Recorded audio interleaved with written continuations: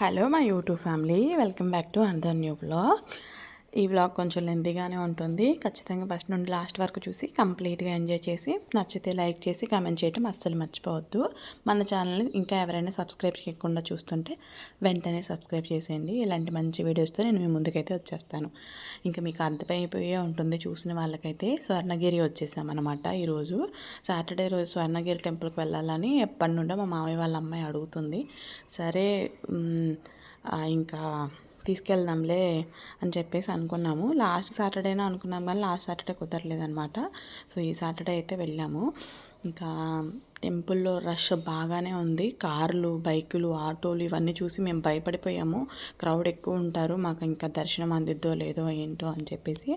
But మేమైతే ఇంకా చెప్పుల స్టాండ్లో చెప్పులు పెట్టేసి, ఫోన్ స్టాండ్లో ఫోన్ పెట్టేసి, ఇంకా తర్వాత లోపలికైతే 50 రూపీస్ టికెట్ తీసుకొని వెళ్ళిపోయాము. 50 రూపీస్ టికెట్ ఉంటుంది, 300 రూపీస్ టికెట్ ఉంటుంది, తర్వాత ఇంకా 500 అట్లా ఆ టికెట్స్ ఉన్నాయన్నమాట రేట్లు అయితే. అలా టైమింగ్స్ వచ్చేసి మార్నింగ్ 6 అలానే తీస్తారు, కానీ అవి అభిషేకం అలా చేయించుకునే వాళ్ళకి అర్చన వాళ్ళకనమాట. కానీ 8 తర్వాత నుంచి దర్శనానికి వదులుతారు. 8 నుండి మధ్యాహ్నం 1 వరకు ఉంటుంది. మళ్ళీ తర్వాత మధ్యలో గ్యాప్ అనమాట, 2-3 అవర్స్. ఇంకా 3కి ఓపెన్ చేస్తారు. 3 నుండి 9 వరకు ఉంటుందన్నమాట నైట్. సాటర్డే రోజు ఇంక ఈ రూల్స్ ఏమీ ఉండవు అనుకుంటా, ఎందుకంటే అక్కడ టైమింగ్స్ ఏం చూపించట్లేదు. మేము సాటర్డే రోజు వెళ్ళాం కాబట్టి దట్టు 1 తర్వాతే వెళ్ళాం మేము, కానీ ఓపెన్లోనే ఉంది దర్శనానికి. ఇంకా మేము 50 రూపీస్ టికెట్ తీసుకొని వెళ్ళామన్నమాట. లోపలికి వెళ్ళేసరికి ఇంకా క్రౌడ్ ఉన్నా సరే ఫ్రీ లైన్లో ఎక్కువ ఉన్నారు, కానీ ఇలా టికెట్ తీసుకొని వెళ్ళే వాళ్ళు చాలా తక్కువ ఉన్నారు. సో మేమైతే చాలా లిటరల్లీ మాకు ఒక 5 మినిట్స్ కూడా పట్టలేదు దర్శనానికి చెప్పాలంటే. మేము నడవటమే లేట్ అయింది తప్ప, ఆ 5 మినిట్స్ కూడా మేము నడవటం, ఆ లైన్లో నడవటమే తప్ప ఇంకా అక్కడ కూడా మాకు గ్యాప్ అనేది లేదు. మంచిగా స్వామివారి దర్శనం, నిజరూప దర్శనం నిండు దర్శనం ఇచ్చారనమాట. అబ్బాబ్బాబ్బా, కన్నులు అయితే సరిపోవండి నిజంగా. ప్రతి ఒక్కళ్ళు ఒక్కసారైనా విజిట్ చేయాల్సిన టెంపుల్ ఏదైనా ఉందంటే నేను స్వర్ణగిరి అని మస్ట్ అండ్ షుడ్ చెప్తాను. ఎందుకంటే మెయిన్ మనం ఆ టెంపుల్, ఆ స్ట్రక్చరు, ఆ కట్టిన విధానం అదంతా చూసి మెస్మరైజ్ అయిపోతాం అనమాట.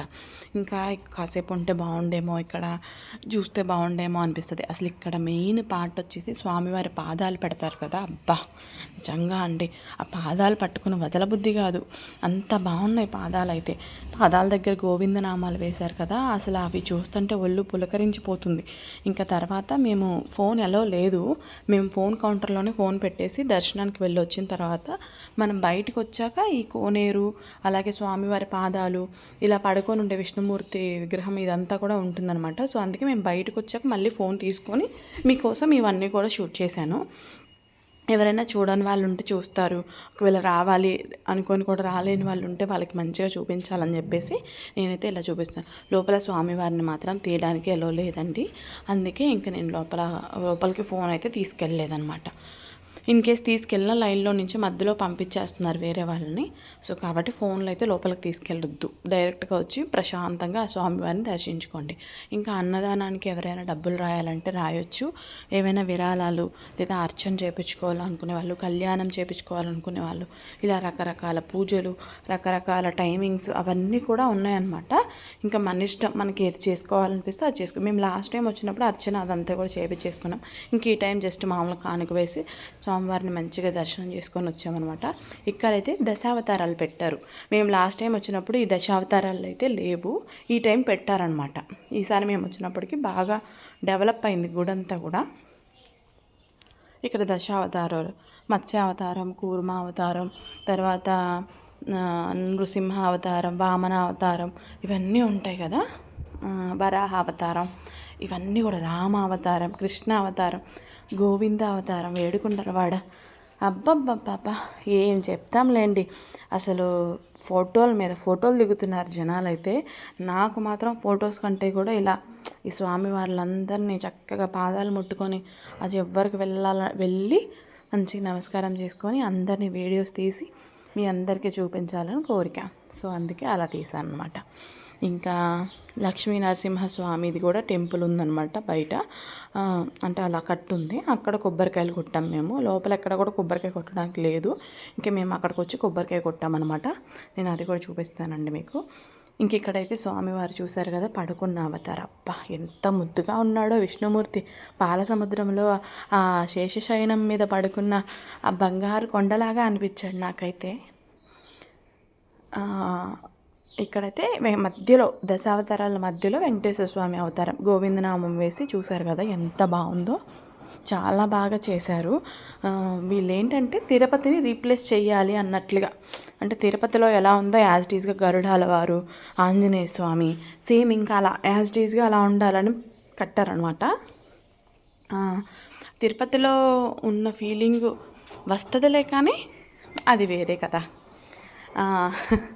ఎంతైనా ఆ ఫీలింగ్ వేరే ఉంటుంది.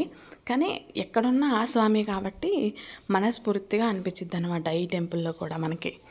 అది సంగతి. సో కంపల్సరీ విజిట్ చేయాలని నేను చెప్తాను. ఈ టెంపుల్ అయితే చాలా బాగా అనిపించింది. అండ్ ముఖ్యంగా అన్నదానం గురించి చెప్పాలి. స్వర్ణగిరిలో అన్నదాన మండపం అన్నమాట ఇది. అన్నదాన ప్రసాద మండపం. ఇక్కడ ఎంతమంది వచ్చినా కూడా అన్నం లేదు అనకుండా పెడతారు.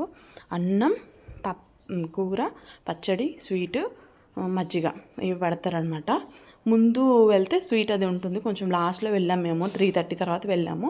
యాక్చువల్గా అయితే 3:30కి బంద్ ఉంటుంది. బట్ ఇంకా 3:30 తర్వాత కూడా సాటర్డే కాబట్టి పెట్టారనమాట. అది సంగతి. ఇంకా మాకు పచ్చడి, కూర, అన్నం, మజ్జిగ ఇవి దొరికాయి అన్నమాట. మంచిగా ప్రశాంతంగా తిన్నాం. మా వారికి అయితే భోజనం బాగా నచ్చింది. టేస్ట్ పరంగా కానీ క్వాలిటీ పరంగా కానీ చాలా బాగా అనిపించింది అనమాట.